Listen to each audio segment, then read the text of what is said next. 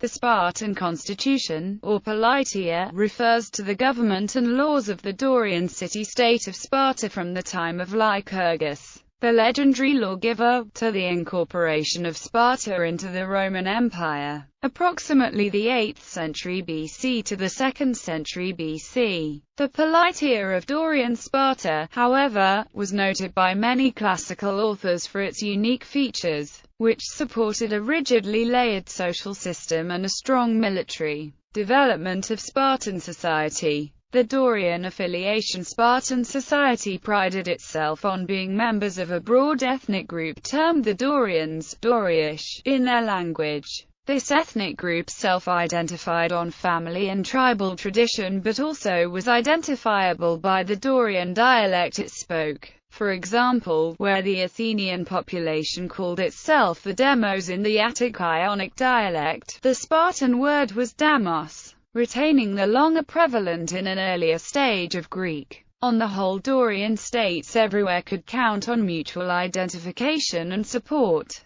Cultural supersession in the mid-Eurotas Valley. Ancient Greece, or Hellas, had two non-continuous periods of native literacy. One, dated approximately 1400 BC to 1200 BC, falling within the Late Bronze Age, or Mycenaean period, and the other, beginning with the innovation of the Greek alphabet about 775 BC, within the Iron Age. From the earlier period only diurnal administrative records survive in a syllabary called Linear B. They were in a dialect called variously Mycenaean Greek or Achaean, the ancestor of the Attic Ionic dialect. After 775, alphabetic inscriptions of all sorts began to appear, tombstones, laws, decrees, making possible analysis of their dialects. A few words survive on the Linear B inscriptions which have turned up in Chios Basileis, Laconia, such as Epis Otar, possibly daggers, or short swords.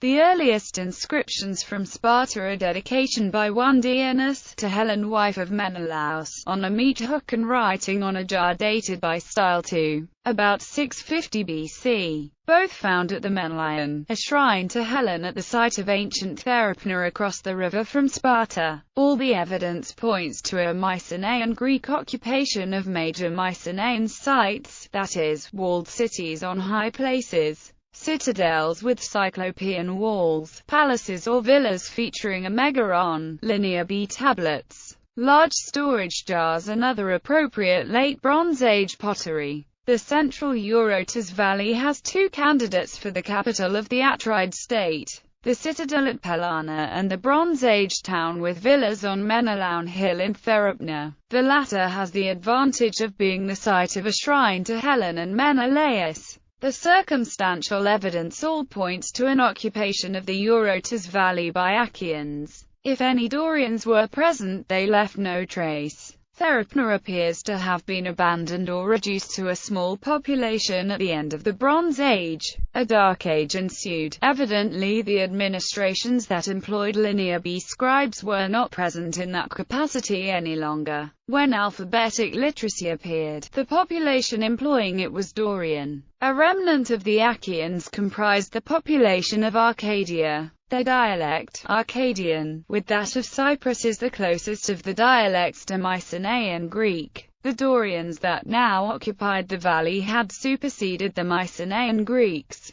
The newly ascendant population of Sparta identified with other traditions than the ones associated with Mycenaean Greece. They had come, they believed, from central and northern Greece. As allies of the Heracleidae, they had fought their way into southern Greece and gone on to Crete and the islands. Their tradition was that of warriors. They valued instant readiness for battle above all else. Escaping from them, the Mycenaean Greeks had abandoned their homes to go into exile in Athens and then on to augment the colonies on the coast of Asia Minor as Ionians. Beyond these circumstances, no evidence for the entry of Dorians into the Peloponnesus exists. The association of the destruction of Mycenaean palaces with her Dorian invasion is somewhat strained by the compression of events requiring decades into a month or two in a single spring season. And yet, there is no question that Dorian culture superseded Mycenaean culture in the Eurotas Valley.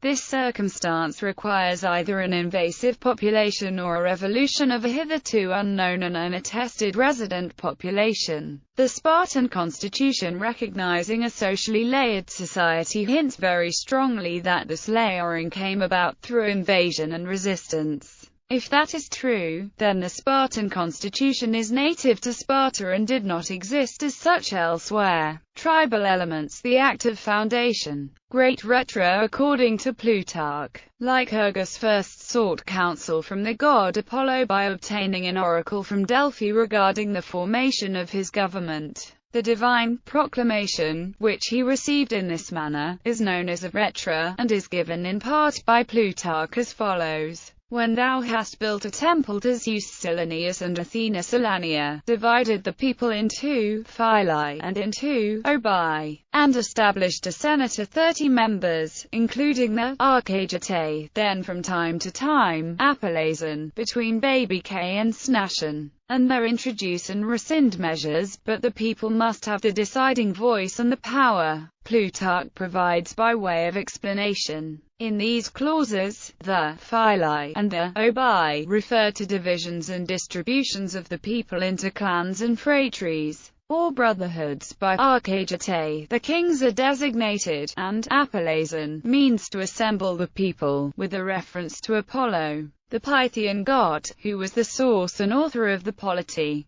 The baby K is now called Chimerus, and the Snashan Enos, but Aristotle says that Snashan is a river, and baby K a bridge. Another version of the retra is given by H. Mitchell. After having built a temple to Zeus Silanius and Athene Selania, and having filed the files and obeyed the obis, you shall establish a council of 30 elders, the leaders included. That is to say that after the people had been divided according to their different tribes, they would welcome the new Lycurgan reforms. Laws of Lycurgus. The Spartans had no historical records, literature, or written laws, which were, according to tradition, expressly prohibited by an ordinance of Lycurgus, excluding the Great Retra. Issuance of coinage was forbidden. Spartans were obliged to use ionobles, meant to encourage self-sufficiency and discourage avarice and the hoarding of wealth. A Spartan citizen in good standing was one who maintained his fighting skills, showed bravery in battle, ensured that his farms were productive, was married and had healthy children. Spartan women were the only Greek women to hold property rights on their own, and were required to practice sports before marriage. Although they had no formal political rights, they were expected to speak their minds boldly and their opinions were heard. Structure of Spartan society and government. Spartan society can be represented by a three-layer pyramid ruled by the government. Society spartiates. Not all inhabitants of the Spartan state were considered citizens. Only those who had successfully undertaken military training, called the agogia, were eligible. Usually, the only people eligible to receive the agogia were spartiates, men who could trace their ancestry to the original inhabitants of the city, although there were two exceptions. Trophimoi were foreign teenagers invited to study. This was meant as a supreme honor. The pro-Spartan Athenian magnate Xenophon sent his 2 sons to Sparta for their education as trophimoi. Alcibiades, being an Alcmaeonid and thus a member of a family with old and strong connections to Sparta, was admitted as a trophimos and famously excelled in the agogia as well as otherwise. The other exception was that sons of helots could be enrolled as syntrophoi if a spartiate formally adopted him and paid his way. If a syntrophos did exceptionally well in training, he might be sponsored to become a spartiate himself. A freeborn Spartan who had successfully completed the agogia became a peer with full civil rights at the age of 20. and remained one as long as he could contribute his equal share of grain to the common military mess in which he was obliged to dine every evening, for as long as he was battle-worthy.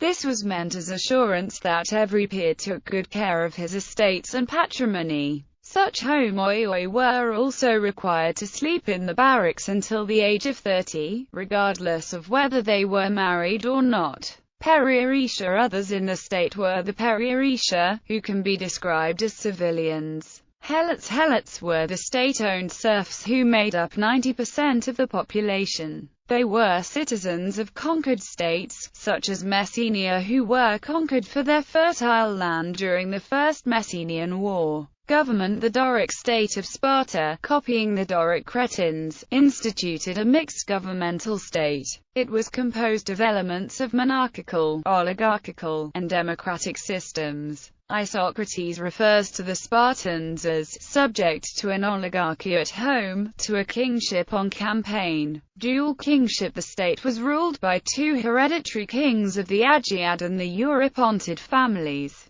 both descendants of Heracles and equal in authority, so that one could not act against the power and political enactments of his colleague. Though the Agiad king received greater honor by virtue of seniority of his family for being the oldest extant, there are several legendary explanations for this unusual dual kingship, which differ only slightly. For example, that King Aristodemus had twin sons, who agreed to share the kingship, and this became perpetual. Modern scholars have advanced various theories to account for the anomaly. Some theorize that this system was created in order to prevent absolutism, and is paralleled by the analogous instance of the dual consuls of Rome. Others believe that it points to a compromise arrived at to end the struggle between two families or communities. Other theories suggest that this was an arrangement that was met when a community of villages combined to form the city of Sparta. Subsequently, the two chiefs from the largest villages became kings. Another theory suggests that the two royal houses represent respectively the Spartan conquerors and their Achaean predecessors.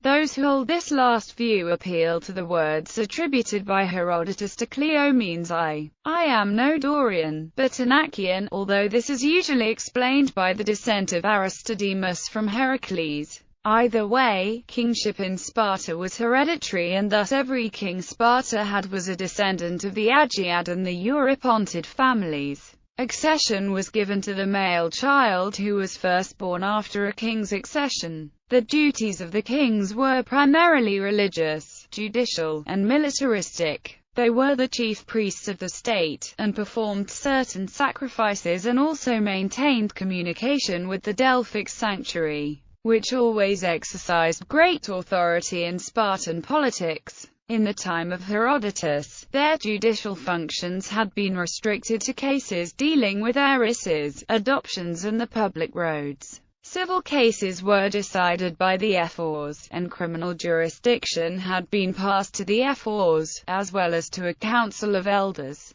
By 500 BC, the Spartans had become increasingly involved in the political affairs of the surrounding city-states, often putting their weight behind pro-Spartan candidates. Shortly before 500 BC, as described by Herodotus, such an action fueled a confrontation between Sparta and Athens, when the two kings, Demaratus and Cleomenes, took their troops to Athens. However, just before the heat of battle, King Demaratus changed his mind about attacking the Athenians and abandoned his co-king. For this reason, Demaratus was banished, and eventually found himself at the side of Persian king Xerxes for his invasion of Greece 20 years later, after which the Spartans enacted a law demanding that one king remain behind in Sparta while the other commanded the troops in battle. Aristotle describes the kingship at Sparta as a kind of unlimited and perpetual generalship. Here also, however, the royal prerogatives were curtailed over time. Dating from the period of the Persian Wars, the king lost the right to declare war, and was accompanied in the field by two ephors. He was supplanted also by the ephors in the control of foreign policy. Over time, the kings became mere figureheads except in their capacity as generals.